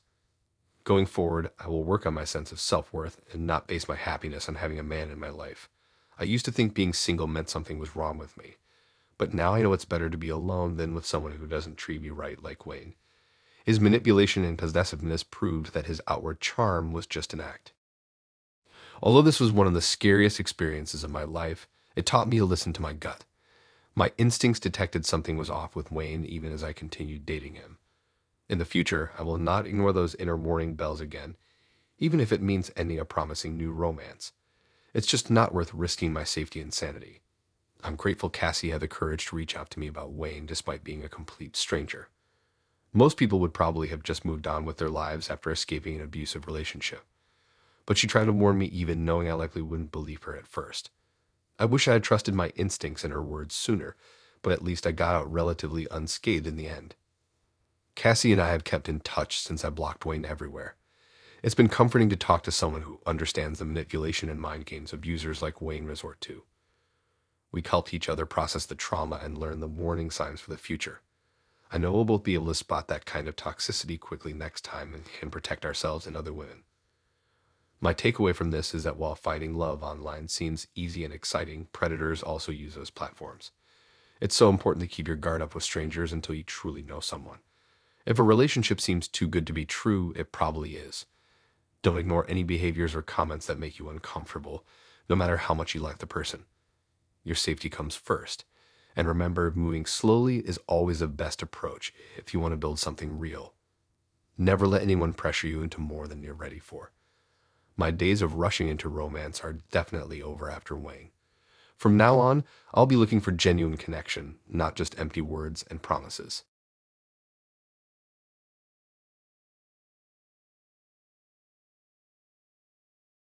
I still remember the excitement I felt when I first matched with her on Swipe Right. Lana seemed perfect, gorgeous smile, similar interests, and her profile made her sound so down to earth. Our conversations flowed easily and she seemed eager to meet up. I was thrilled when she agreed to a date. The first time we met in person, I was struck by how modestly Lana dressed compared to the bikini shots she had on social media. She looked great, don't get me wrong, but it was a sharp contrast to the risk-based photos filling her Instagram feed. I brushed it off though, figuring she just felt more comfortable showing some skin online versus in public. Over the next few weeks, Lena and I really hit it off. We had so much in common that she was always sweet and attentive when we were together. Part of me started to think I may have found the one. I was really starting to develop strong feelings for Lena. Things took a turn one night when I was scrolling through Instagram before bed. A sponsored post with a scantily clad woman popped up, and to my shock, I realized it was Lena. Turns out she had an exclusive, you know what, fans account where she posted explicit videos and photos of herself for money. I was stunned. This was not the type of girl I thought Lena was at all. I debated how to handle this revelation. Lana clearly enjoyed presenting herself in a free-spirited way online, but knowing she was selling intimate content to strangers completely changed my view of her. I felt betrayed and wondered what else she might be hiding. The Lana I thought I knew would never do something like this. In the end, I decided I just couldn't continue seeing someone who led a double life like this. I felt Lana had been dishonest about who she really was, and that violated my trust. The foundation of any healthy relationship is openness and honesty, and I no longer felt like I had that with her. I told her as much during what turned out to be a very difficult conversation. Lana didn't take it well at all. She accused me of being judgmental and claimed I was shaming her for expressing her love preference. I tried explaining it was the secrecy around the fans page, not the content itself, that was the issue. But Lana refused to see my perspective at all. The next day, a video popped up of Lana in tears, ranting about how no man could ever love her for who she truly was. She lamented how guys only wanted to date her if she hid part of herself away and dressed like a prude. It was obvious the video was meant for me. Seeing her lash out like that really stung. I didn't feel like I'd done anything wrong by wanting a partner who was upfront about things like having a fan's account. But Lana's video made me out to be shallow and uncaring, and that wasn't the case at all. I really did care about Lana, but the dishonesty was a deal breaker for me. In the end, I don't regret ending things. As much as we vibed in the beginning, the deception about her online presence was too much for me to get past. I genuinely hope Lena finds someone who embraces every side of her, but that person just isn't me. Once trust is broken, it's nearly impossible to repair. My experience with Lena left me feeling a bit cynical and guarded about dating apps. You can present yourself as anyone online. It's impossible to get the full picture of a person until you spend time together in real life. And even then, they may have secrets that don't come out for weeks or months. I'm trying not to let one bad experience sour me completely on finding love. When the time is right, I'll get back out there. But I'll be taking things slower, keeping an open mind, and looking for honest signals that a match is truly the person she portrays herself to be. Considering how many people have hidden lives online these days, that may be easier said than done. But protecting my heart is worth getting a bit more discerning about who gets access to it. I'd rather be single than with someone I can't fully trust. As painful as it was, ending things with Lana reminded me that I deserve sincere intimacy built on transparency, not just a facade. The dating scene can be scary and confusing. You put your best self forward, trying to ascertain if a match is doing the same. That openness and vulnerability requires courage on both sides. When one person hides behind a crafted online persona, it poisons the chance at something real. I don't fault Lana for wanting to express her preference online, but doing so secretly while showing me a different side of herself felt unfair. I wish her contentment, but our values clearly didn't align. The euphoria of new love can blind you to red flags. I consider finding out the truth to be a painful gift. Moving forward, I know what I want and need in a relationship. Honesty first, then we'll see if the spark ignites into a lasting flame. For all the mismatches out there, I still believe my soulmate exists. Next time intuition warns me something is amiss, I plan to approach it with calmness, not judgment, and walk away if needed. When the right person comes along, being my authentic self will be enough. The only expectations will be kindness, trust, and mutual growth. Lana wasn't the one, but now I'm a step closer to finding the love I deserve. I can't let a broken heart close mine to future possibilities. My matches out there are looking for me too. When we find each other, we'll both just know it's right.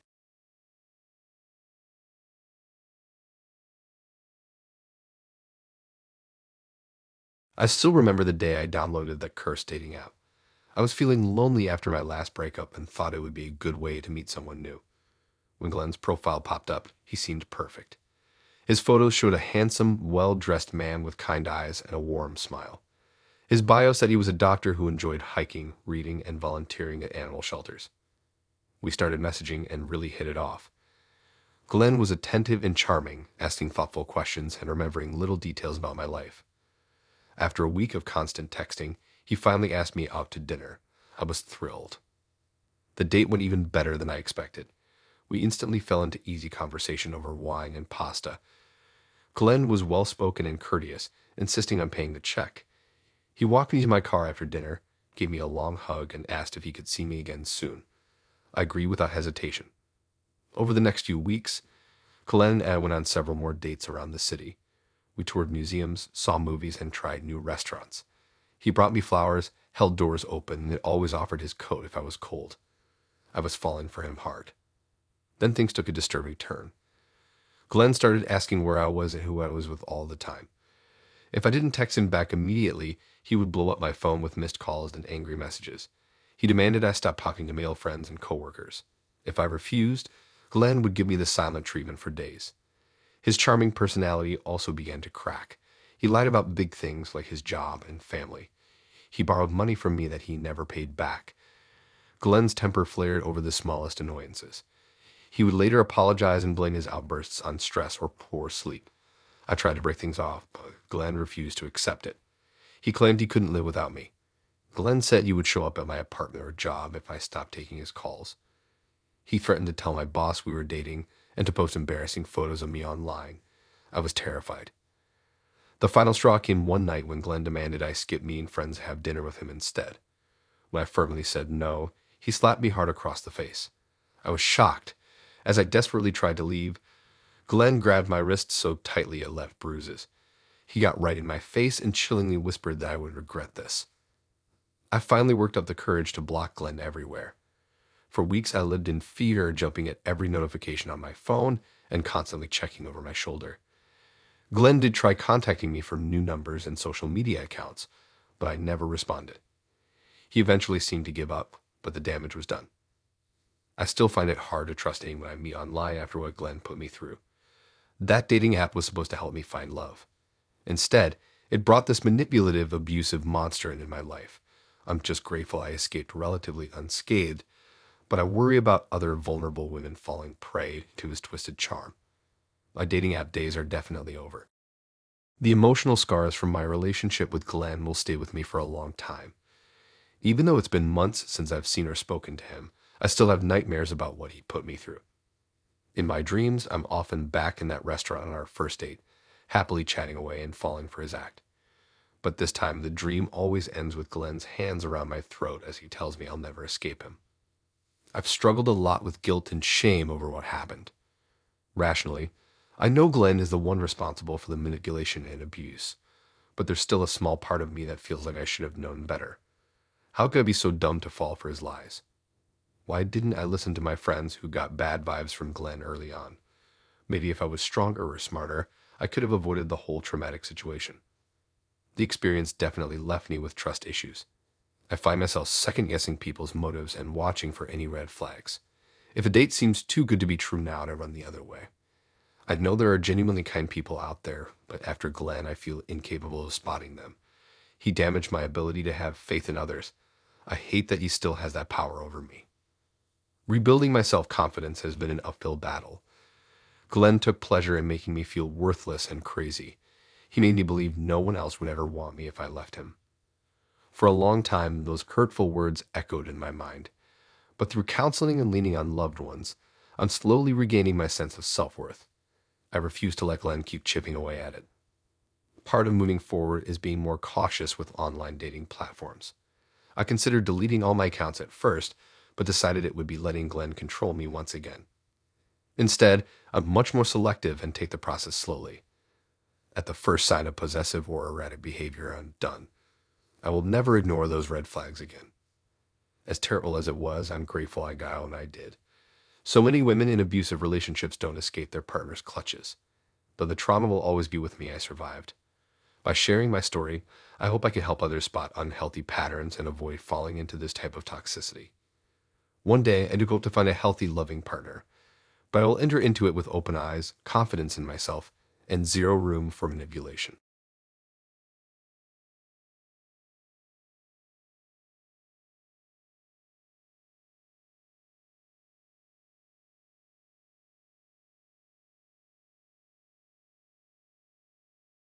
I had just gotten out of a long-term relationship when I decided to give online dating a try.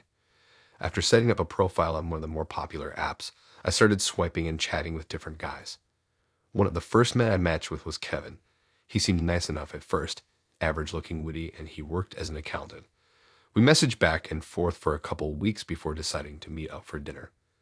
The date started off well. We met at a cute little Italian restaurant, and Kevin was just as charming in person as he was over text. He asked me thoughtful questions and seemed genuinely interested in getting to know me better. After we finished eating, he suggested we go for a walk through a nearby park. As we strolled and talked, he casually reached for my hand. I hesitated at first, but figured hand-holding was harmless enough for a first date. We continued seeing each other regularly after that. Things were going well until they suddenly weren't. At first, it was little comments about how I should quit my job so I could spend more time with him. Then it was requests to share my location with him at all times so he could keep me safe.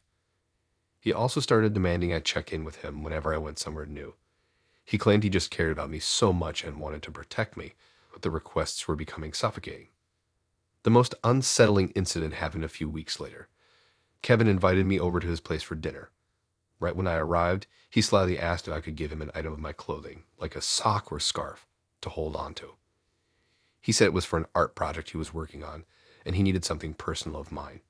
I laughed it off as a strange joke at first, but he grew increasingly adamant.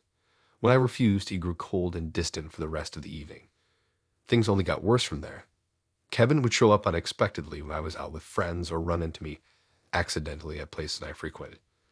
If I didn't respond to his texts immediately, he would bombard me with missed calls and voicemails demanding I contact him right away.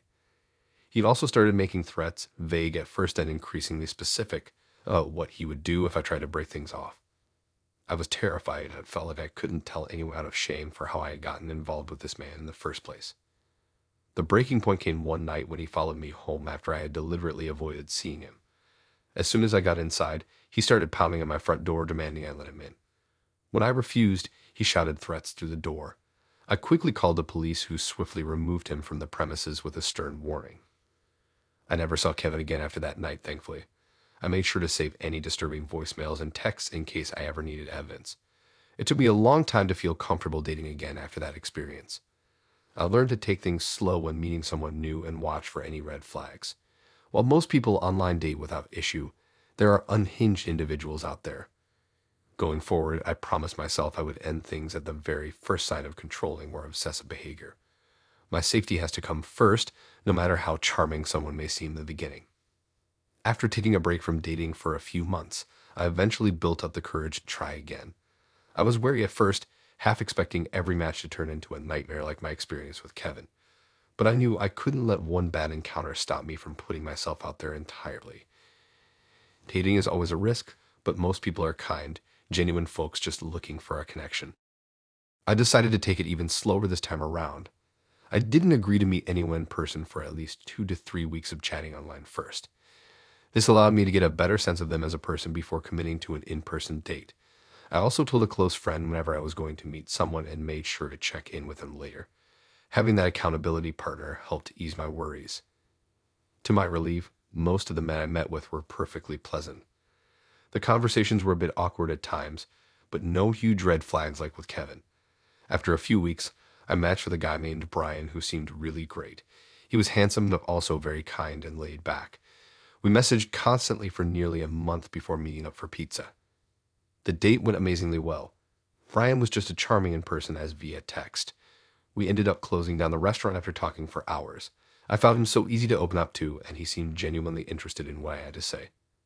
After that, we started seeing each other multiple times a week. Unlike with Kevin, Brian never made weird requests or demands. He would ask to see me more often, but was always understanding if I was busy. He never once tried to guilt or manipulate me into doing something I was uncomfortable with. I no longer felt that knot of dread in my stomach when going on dates with him. I could just relax and enjoy getting to know this kind, fascinating man. Now, nearly a year later, Brian and I are still happily dating. I know not every relationship formed online works out this way, and I consider myself very lucky. But it just goes to show that you can meet wonderful people online, as long as you follow your instincts and stay aware. My experience with Kevin, while terrifying at the time, made me much better at spotting red flags early on. I don't ignore those gut feelings anymore that tell me when something seems off about someone. And I know now that I deserve someone who cares about my comfort and boundaries. While online dating can seem scary, the right person is out there if you stay true to yourself. For me, that person turned out to be Brian.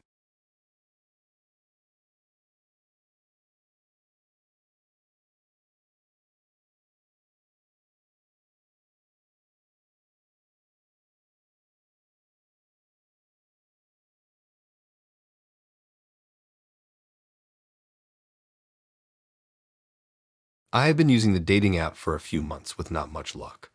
Most of the matches either never responded or the conversation fizzled out pretty quickly. But then I matched with Sherry and she actually seemed interested in chatting with me. We exchanged messages for about a week before agreeing to meet up for dinner. The date went really well. Sherry was just as charming and witty in person as she had been over messaging. She asked me thoughtful questions and seemed genuinely interested in getting to know me better. I was thrilled when she agreed to a second date later that week. Over the next few weeks, Sherry and I went on several more dates. I felt like we were really hitting it off. She would often text me cute little updates about her day and seemed eager to make plans to get together. For the first time in forever, I was really excited about a new relationship.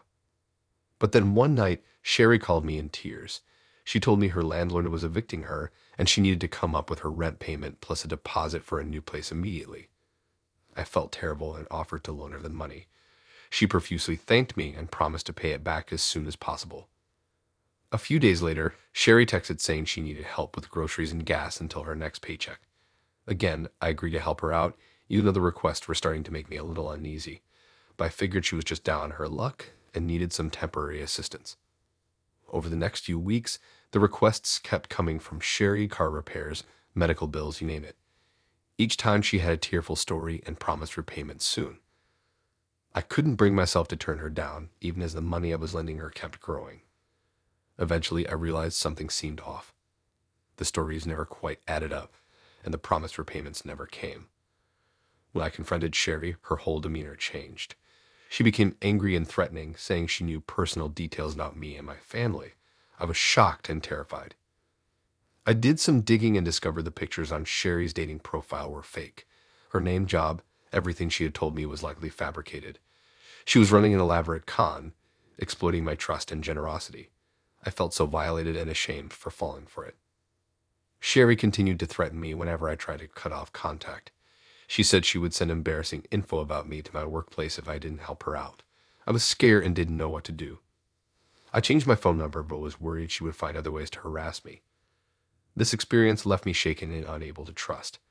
I took a long break from dating apps after that. When I eventually did return, I was much more cautious and wary. I no longer took people at face value right away. It was hard opening myself up again after having my trust betrayed so badly. Though painful, this situation taught me important lessons about protecting myself emotionally and financially when meeting someone new. I'm now better at spotting red flags early on and not getting drawn into endless sob stories. My dating life has improved as I've become more selective and guarded. Sherry left scars, but I emerged wiser in the end. Looking back, there were some concerning signs with Sherry that I overlooked or made excuses for. On our first date, she ordered multiple expensive cocktails and appetizers, implying I would cover the bill. At the time, I thought she was just indulging a bit since we were celebrating meeting in person. She also frequently texted me during work hours, even after I told her I couldn't be on my phone. I let it slide and responded when I could instead of setting clearer boundaries.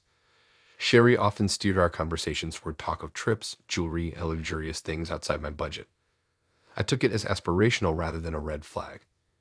When we spent time together, Sherry usually wanted to go to the trendiest, most expensive restaurants and activities. She had no interest in simpler date ideas I proposed, like meeting at a park or trying an affordable new cafe. I chalked it up to us just having different tastes.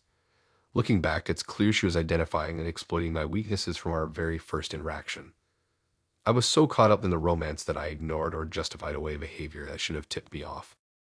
After the Sherry disaster, I reevaluated myself and my dating patterns. I reflected on when in my past I've let things slide to impress or accommodate others at my own detriment.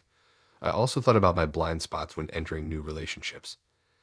This self-work has been invaluable, though intensely uncomfortable at times. While I'm hesitant to trust easily these days, I know with time I can regain faith. My eyes are more open now to inconsistencies versus just seeing what I want to believe. I'll be looking for partners who are reciprocal, honest communicators from the start. The hurt of being scammed doesn't have to hold me back forever. I'm grateful for the friends who supported me through this ordeal. They validated my feelings of violation and self-blame. I could confide in them throughout the aftermath and recovery process. Their reassurance and patience helped restore my faith in others again. Though I wish it hadn't taken such a shocking situation, I did gain perspective from my experience with Sherry. It reminded me not to relinquish my self-respect or compromise my values, no matter how dazzled I am by someone.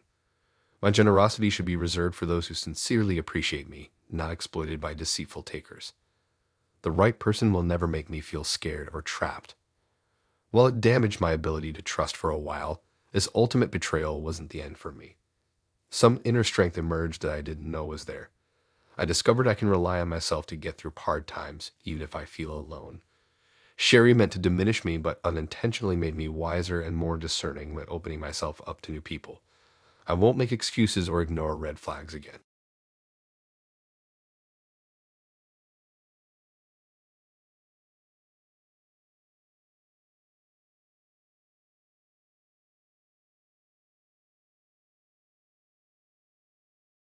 I still remember the day I first met Crystal on that dating app. Her profile picture showed a smiling blonde woman with sparkling blue eyes. She seemed charming and outgoing in our initial messages, so I was excited when we arranged a first date at a local cafe. The date went really well. Crystal was even prettier in person and seemed attentive as she listened to me chat about work over coffee. She laughed at my jokes and appeared genuinely interested when I talked about my hobbies and dog. I left the date feeling optimistic about seeing her again. Over the next couple weeks, we went on a few more dates around town. Each time, Crystal came across as warm, funny, and kind. She remembered little personal details about me, like my favorite sports team and foods, and asked thoughtful questions about my job and family. I found myself really starting to like her company. Then things started getting strange. One morning, I got a text from an unknown number that said, "I can't stop thinking about you." When I asked who it was, they didn't reply. Over the next few days, I got more messages from unfamiliar numbers expressing romantic interest in me. The messages referenced specific details about my routine, like, "I loved seeing you at your usual coffee shop this morning." At first, I thought it must be spam bots or some kind of prank. But slowly, I realized the messages aligned too closely with Crystal's affectionate behavior on our dates. She knew which coffee shop I went to in the mornings before work. She must have secretly followed me or driven by my apartment to know my patterns so well. A feeling of unease began to wash over me. My suspicions were confirmed when I got an anonymous love letter in the mail containing things only Crystal could know about me, like my dog's name and favorite park. It suddenly dawned on me that she had been subtly stalking me this whole time under the guise of romantic interest. When I confronted Crystal over the phone, she broke down and confessed her obsession. She had researched me extensively online before our first date and had been covertly tracking my movements around town ever since. She cried that she couldn't let me go because she loved me so much after just a few dates together. I was horrified by her admission and told Crystal bluntly that we needed to stop seeing each other. But she refused to accept that it was over. She began calling me repeatedly from different unknown numbers, leading up to 30 voicemails a day, begging me not to leave her. She would oscillate between professing her love and making subtle threatening remarks if I tried to cut her off. I started feeling exposed and watched wherever I went. If I blocked one obsessive number, she would simply start contacting me from another. Once she somehow figured out the code to get into my apartment building and left roses on my doorstep. I was really scared by how unhinged Crystal had become. She clearly knew my address, my favorite hangouts, my daily routine. I worried what she might be capable of if I rejected her too harshly. I started taking alternate routes home from work and constantly looking over my shoulder when I was out, paranoid I'd see her watching me. Ultimately, I had to get the police involved to get Crystal to leave me alone. They paid her a visit and issued a stern warning against harassment and stalking, which finally seemed to make an impact. The incessant calls and messages tapered off after that. I also changed my phone number, moved apartments across town, and deleted my dating profiles for good measure. For a long time afterwards, I suffered from lingering anxiety and had trouble trusting people, especially new romantic partners. I changed jobs so Crystal couldn't find me as easily. I had recurring nightmares where I'd see her shadowy figure following me. But eventually, the paranoia faded as I reclaimed my life. Looking back now, I realize no one could have predicted Crystal's disturbing obsession early on. She seemed totally charming and sweet during our first happy dates. But that wholesome online persona had hidden her scarily possessive and unbalanced side, which emerged once she fixated on me. I learned the hard way that you truly don't know someone until time reveals their darker secrets. Crystal appeared one way, but was living an entirely different, stalking-fueled reality in her mind. I'm just grateful I was able to escape relatively safely in the end. My story serves as a cautionary tale about romantic relationships in the digital age and avoiding becoming entangled with unstable people. Even years later, I'm still impacted by that traumatic dating experience. I have a much harder time opening up and trusting new partners, always wondering if they might become obsessive like Crystal did. My family worries I've become too closed off emotionally. I know I need therapy to fully move on from the violation and paranoia I've felt. But for now, I'm just taking things slow, keeping my guard up, and hoping lightning doesn't strike twice when it comes to dating app stalkers. The memories of looking over my shoulder constantly and feeling unsafe in my own home still plague me. I changed so much about my life just to gain some peace of mind after Crystal's harassment. While I've made progress in healing, a part of me remains on edge, worried that letting my guard down could make me vulnerable again. My friends tell me not every woman is like Crystal. Most people online date without turning into predators. I want to believe them, but my trust was shattered once already. Though I now have strategies to spot red flags earlier, I don't know if I'll ever date with the same openness as before. When I see stories in the news about dating app stalking cases, I feel for those victims, knowing the fear and violation they must be experiencing. I wish there was more accountability for apps to screen for obsessive users and better protections for targeted people. Though I know statistically the chances are low, I still have the occasional nightmare of Crystal reappearing in my life someday. I worry I'll never fully relax unless she's been convicted and can't contact me again. For now, staying vigilant, varying my routine, and keeping private remain my best defenses if she ever tries to return. The emotional scars from Crystal's fixation run deep even now. I was fortunate to physically get away once I uncovered her disturbing secret life. But the memories of being psychologically tormented still emerge at unexpected times. Healing from that kind of emotionally abusive relationship takes time, patience, and help from loved ones. I'm working on being less guarded and giving people the benefit of the doubt when dating again. What happened with Crystal was an extreme situation, not the norm. If I wall myself off due to past hurts, I know I can miss finding someone wonderful. Heartbreak can either embitter you or teach important lessons if you let it. I'm trying my best to grow stronger, not more cynical.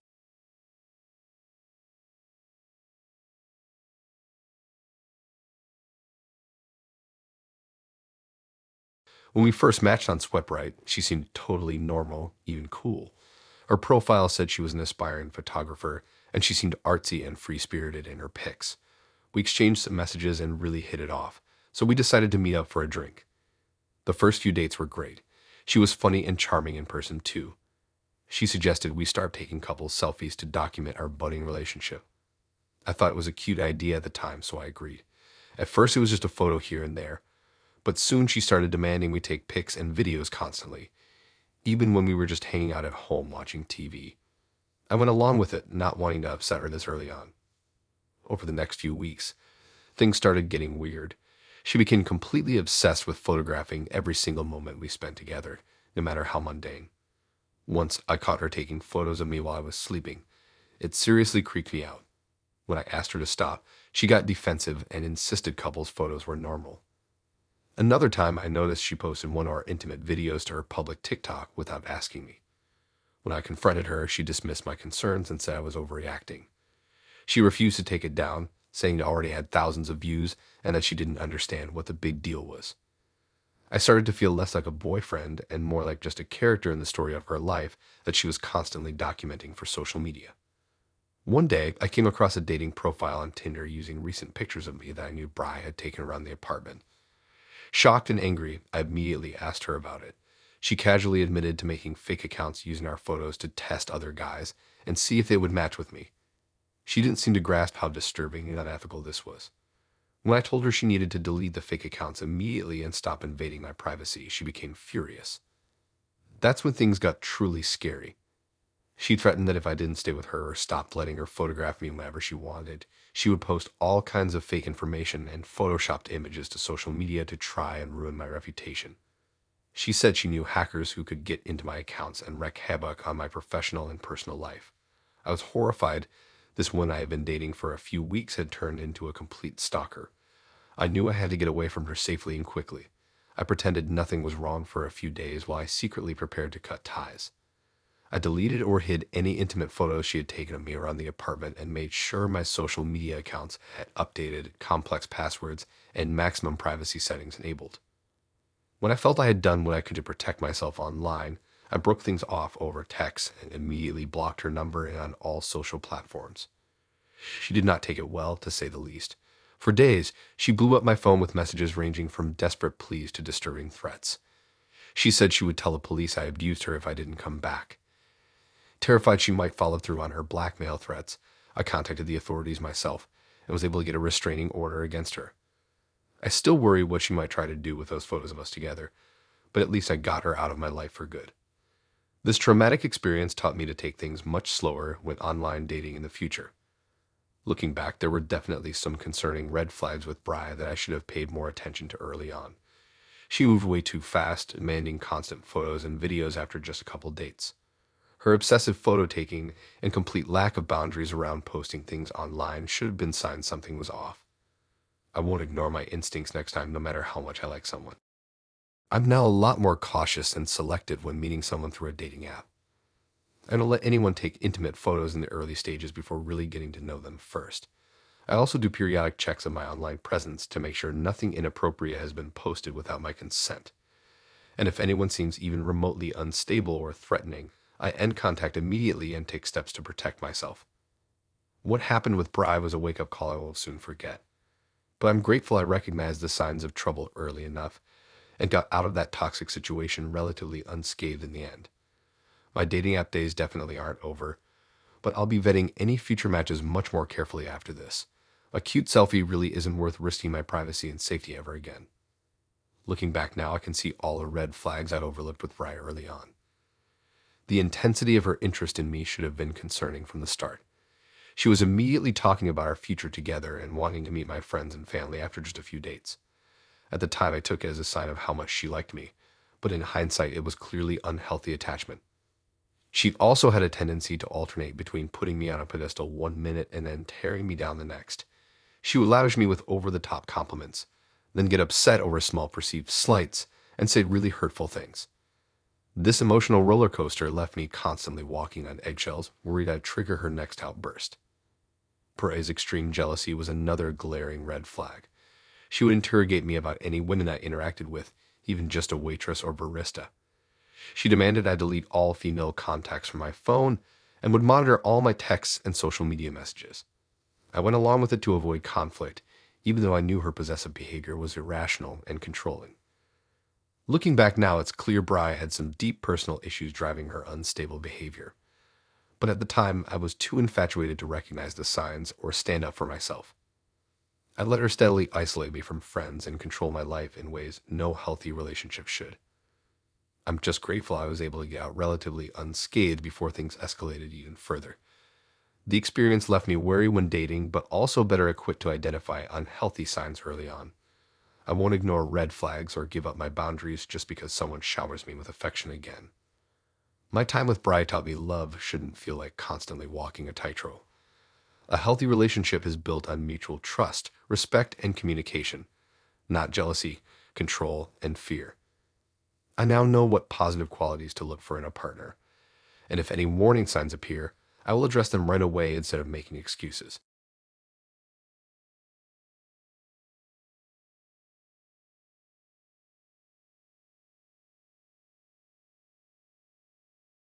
I still remember the day I matched with Alicia on that dating app. Her profile picture showed a pretty brunette with a warm smile. In her bio, she listed interests that perfectly aligned with mine: hiking, live music, and craft beer. I immediately felt drawn to her, and we started messaging right away. The conversation flowed easily, and we really seemed to click. After a few days, we exchanged numbers and began texting frequently. Alicia was attentive, funny, and seemed genuinely interested in getting to know me better. I found myself looking forward to her messages and starting to develop feelings for this woman I had never actually met.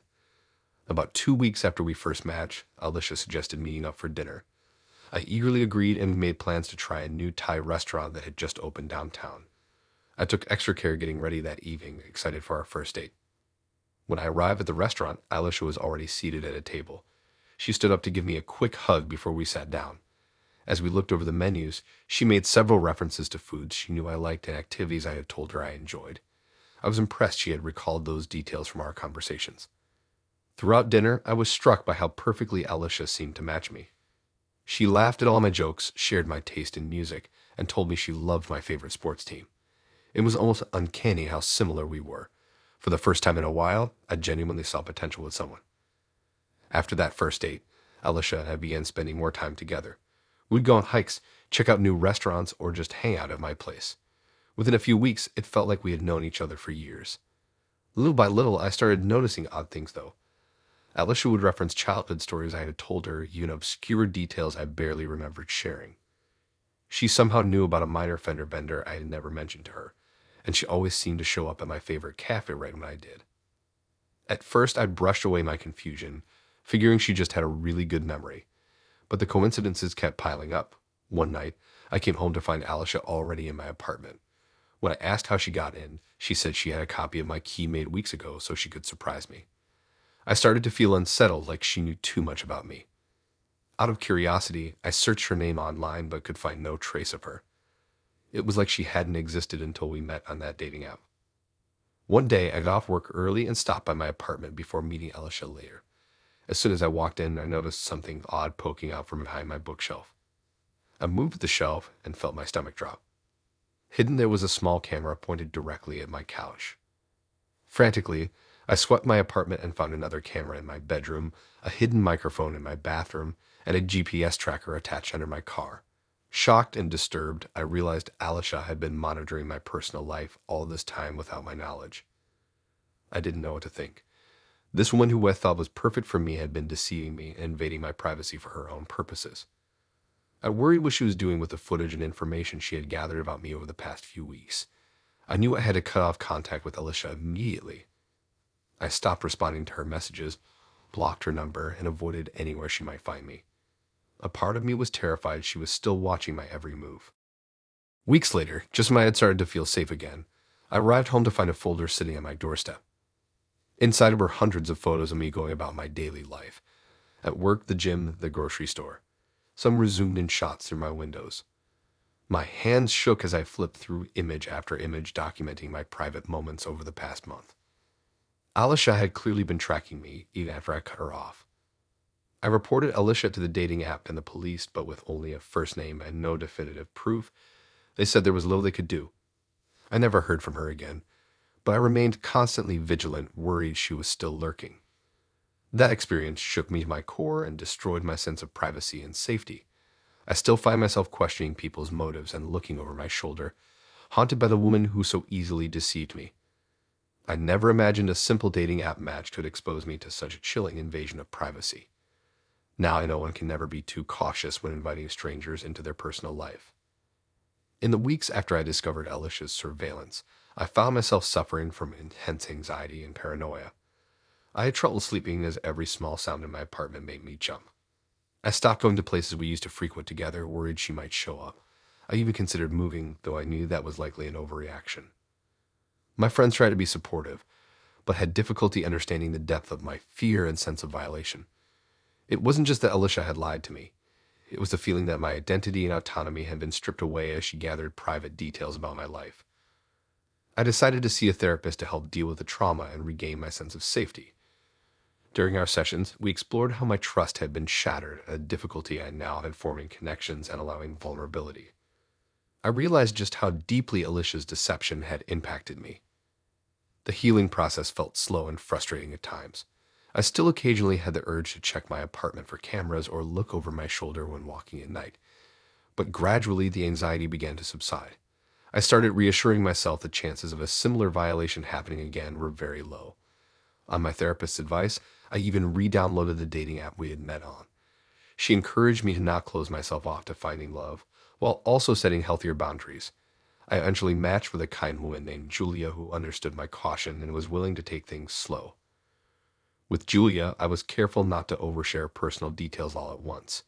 We focused on living in the moment together, not obsessing over our pasts. Over time, as trust organically built, I opened up more. I realized not everyone had nefarious intents and was able to let my guard down again. Nearly a year after my experience with Alicia, I feel mostly healed and back to my old self. I still do periodic checks of my personal space for any monitoring devices, more out of curiosity than actual suspicion at this point. I like to think I'm now better equipped to recognize red flags if they arise. Though that unsettling chapter of my life is behind me, I'll never forget the valuable lessons it taught. Never ignore your intuition when something feels off. Don't let desire for love overrule your personal boundaries. And always keep an eye out for any obsessive or controlling behaviors, which are never justified, no matter how charming the person seems initially. I'm grateful my story had a happy ending with enormous support from friends, family, and a qualified therapist. But I worry about others who suffer similar invasions of privacy and don't get help processing the trauma. If someone you care about experiences such an ordeal, provide non-judgmental listening and encourage them to talk to a professional. With time, compassion, and counseling, even the deepest wounds can eventually heal.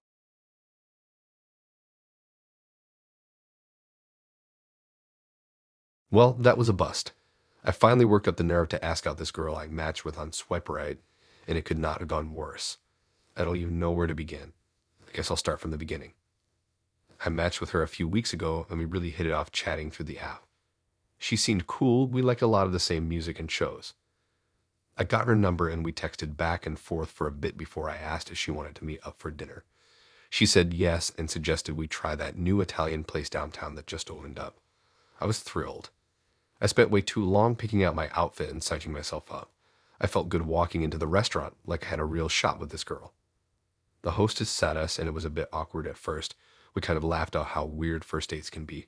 Our server came over and took our orders and I tried to keep the conversation flowing. I was definitely nervous, but I thought it was going all right. Well, that did not last long. As soon as our food came out, something changed. I'm not sure what happened, but all of a sudden an uncomfortable silence fell over the table. I racked my brain trying to think of something to talk about, but my mind went blank. Every time I tried to start out a conversation about music or pop culture or anything really, I just got one-word answers from her.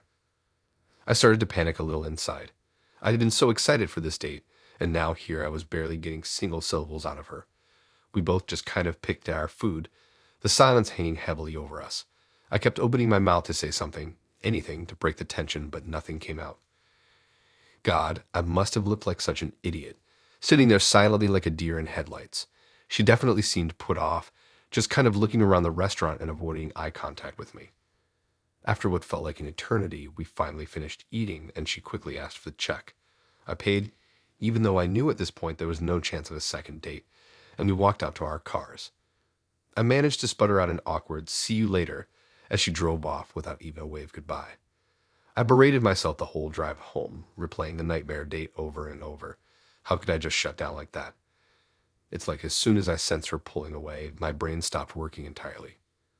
I wanted so badly for this date to go well, and I absolutely blew it. Later that night, in a moment of delusion, I texted her saying I had a nice time and we should do it again sometime. Yeah, no response to that one. The next morning, I saw I had been blocked on Swipe Right. Can't say I blamed her after that disaster. I'm so frustrated with myself. It's not the first time this has happened either. I don't know why I freeze up so bad around women I'm interested in. I just get in my head and spiral out of control. I wish I could go back and salvage that date, keep the conversation flowing or crack a joke to break the tension. Anything but just sitting there in silence.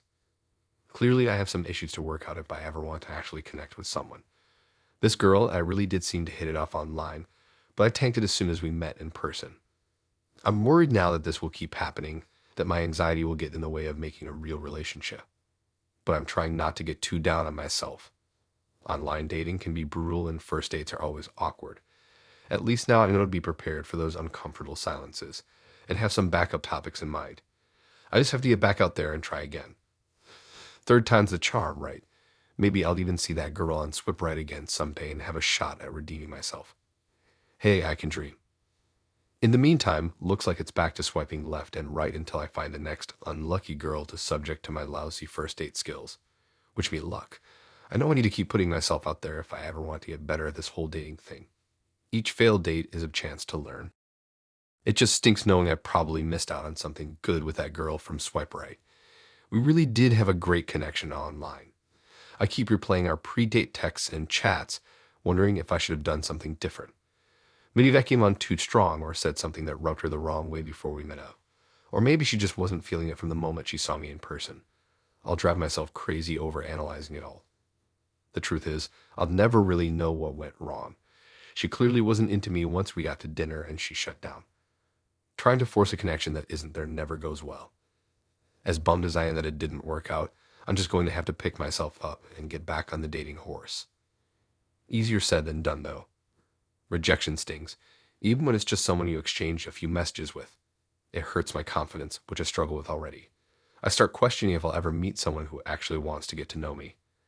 The whole process just feels hopeless sometimes. But I know staying positive is key. I have to keep reminding myself that I have a lot to offer. Sure, I may get awkward and tongue-tied on first dates. That's just nerves. It takes time for my humor and charm to come through. The right girl will give me a chance to get comfortable and open up. I can't let one bad date convince me I'm undateable.